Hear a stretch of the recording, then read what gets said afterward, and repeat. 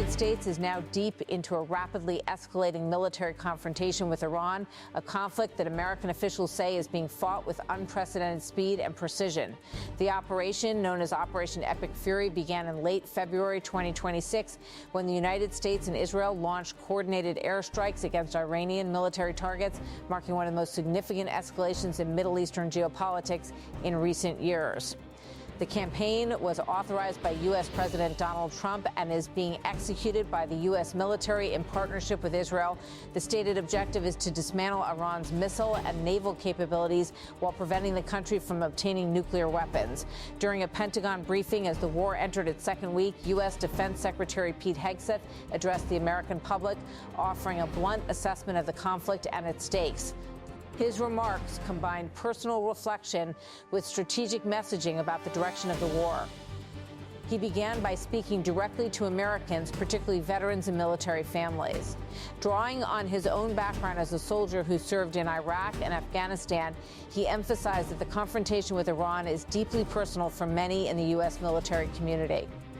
Recalling the years of conflict in the Middle East and the long shadow of Iranian-backed militias, he said American service members have not forgotten the toll of those wars.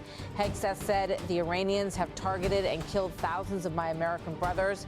He described the Iranian government as a regime that has spent decades supporting armed proxy groups across the region, groups that have been accused of carrying out attacks on U.S. forces and allies. For Hegseth and many other veterans, he suggested the war now unfolding is not merely a geopolitical confrontation, but the continuation of a conflict that has been simmering for decades. He explained that the central issue driving the current campaign is Iran's nuclear ambitions. American officials have long warned that a nuclear-armed Iran would dramatically destabilize the Middle East and threaten both U.S. allies and American forces stationed in the region. According to Hegseth, President Trump has made it clear that preventing that outcome is non-negotiable. Hegseth said that race to a nuclear bomb, President Trump will never allow it. Not now, not ever, not on our watch. The campaign unfolding across Iranian territory, he explained, has three central objectives. The first is the destruction of Iran's missile stockpiles and the infrastructure used to manufacture them. The second is the dismantling of Iran's naval power, particularly vessels capable of threatening international shipping lanes in the Persian Gulf. The third is the permanent denial of Iran's ability to develop nuclear weapons. These objectives, he said, are being pursued with what he described as relentless focus. Hegseth said it's a laser-focused maximum authority mission delivered with overwhelming and unrelenting precision. He insisted the military operation is not a broad attempt to reshape Iran's political system, but rather a narrowly defined campaign designed to eliminate specific military threats. At the same time, the scale of the military effort is immense.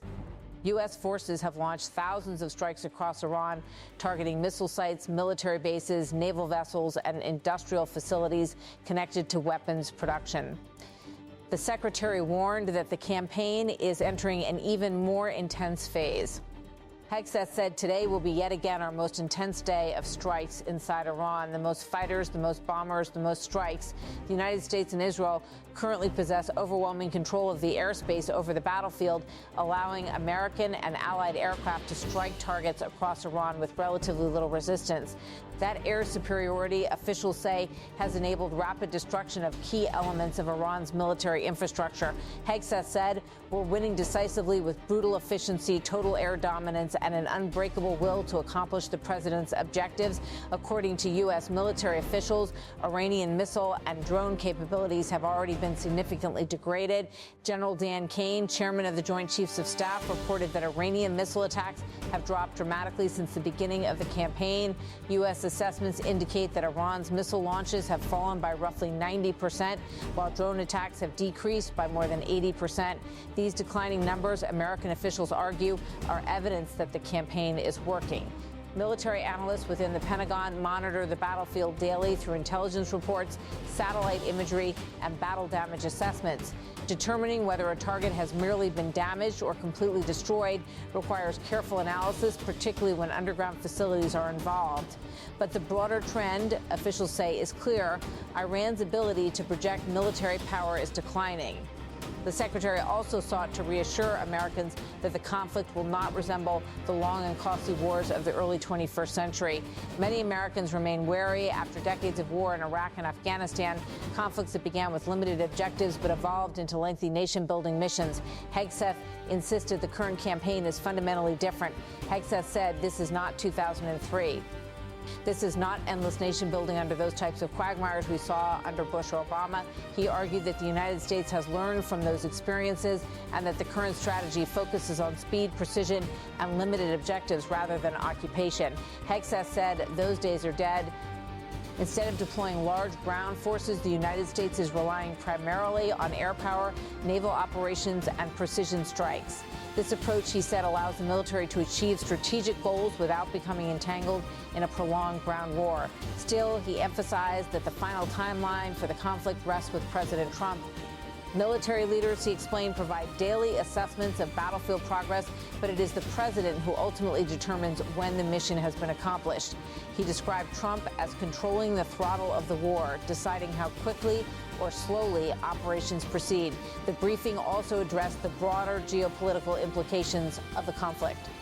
One question raised during the session concerned Russia's potential involvement. The secretary confirmed that President Trump recently spoke with Russian President Vladimir Putin. According to Hegseth, the call was constructive and touched on several issues, including the war in Ukraine and the ongoing conflict with Iran. While he did not disclose details of the conversation, he suggested the message to Moscow was clear: Russia should not intervene. The briefing also included questions about the leadership of Iran. The conflict has already triggered a major political upheaval inside the country. On February 28, 2026, Iran's longtime supreme leader, Ayatollah Ali Khamenei, was killed in an Israeli airstrike that targeted senior Iranian officials. Following his death, his son Mojtaba Khamenei assumed leadership of the country's ruling system. When asked about reports that the new leader might have been wounded during recent attacks, Hegseth declined to comment on intelligence matters. However, he delivered a warning. Hegseth said he would be wise to heed the words of our president. That message, he explained, refers to President Trump's repeated demand that Iran abandon any pursuit of nuclear weapons. Another topic raised during the briefing involved Israel's role in the conflict. Israel has been conducting its own series of strikes inside Iran while coordinating with the United States. While American and Israeli forces share many strategic goals, their specific objectives do not always align perfectly. Some recent Israeli strikes targeted fuel depots and energy infrastructure inside Iran, raising questions about whether such attacks were part of the broader U.S. strategy. Hegseth clarified that while Israel remains a close partner, each country maintains its own operational priorities. Nevertheless, he praised the cooperation between the two militaries. Together, he said, the United States and Israel represent the most powerful air forces in the world. Iran, he argued, is facing overwhelming military pressure. Meanwhile, the conflict is already having global consequences. One of the most serious developments is the disruption of shipping through the Strait of Hormuz, one of the world's most critical energy corridors. Following the strikes on Iran, Iranian forces threatened to block traffic through the strait, raising fears about global oil supplies and shipping security. The United States has begun considering measures to protect tanker traffic, although no major naval escort operation has yet been announced. Despite the intensity of the fighting, American officials maintain that the war remains contained. General Kane addressed questions about the risks faced by American aircraft flying deep into Iranian territory.